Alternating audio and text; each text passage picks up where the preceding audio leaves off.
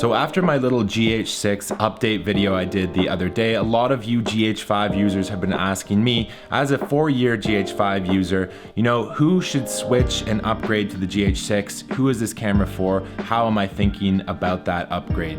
So the first thing we'll talk about is the price. You know, you can get a GH5 body for about $1,400 now, US dollars, if you look in the right spot, or you could get it used for probably $900 or $800, you know, pretty amazing deal.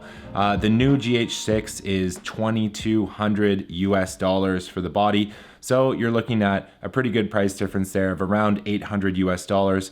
Definitely worth noting. I would say if you don't have either of these cameras and you're just a novice filmmaker, I'd recommend getting a used GH5. I mean, these things are quite honestly close to bulletproof. I don't even think you need a new one.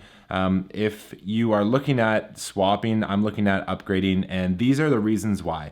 I'm a full-time filmmaker. It's what I do. It's how I make my money. So I can kind of justify upgrading, selling my GH5 or giving it away maybe to one of you. Comment below about that. Selling my GH5 and getting the GH6 because I'm looking forward to these differences. 4K 120 frames per second on the GH5, 4K 60 frames per second.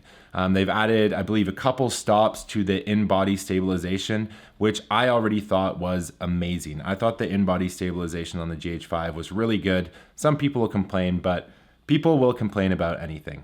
I've had amazing results with that. The new sensor, it looks like it might help slightly in low light, but we're still talking micro 4/3, but I will kind of die on this hill. I don't think the GH5 is that bad in low light.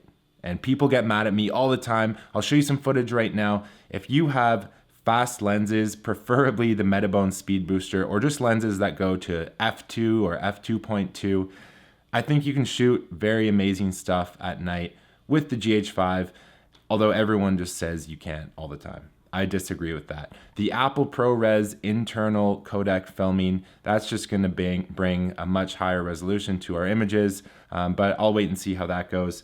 And then the extra dynamic range, that's a nice add-on, but you know, the GH5 wasn't too bad in my opinion. So I believe those are kind of the key reasons why I'm looking at switching. Also, I think 1080 at 240 frames per second, that'll be kind of fun. I probably won't use it a lot as the sharpness, as you up the frame rate, the sharpness usually goes down. That's how these cameras process things. They start to take away from the image quality. So those are my thoughts on it. I don't think everyone needs to upgrade to the GH6. We'll wait and see what happens when I get my hands on it, what kind of films I'm producing. So let me know in the comments below any tests you want me to do with the GH6. If you're new to the channel, subscribe. I have GH6, GH5 content coming at you non-stop all the time, and I'm open to recommendations, what you guys want to see next. Sorry I can do all the videos in here right now because I'm actually looking at getting a studio somewhere nearby to kind of step up the production. So thank you guys for watching this video. Let me know if you disagree or agree with anything in the comments below, and I will see you guys in the next one.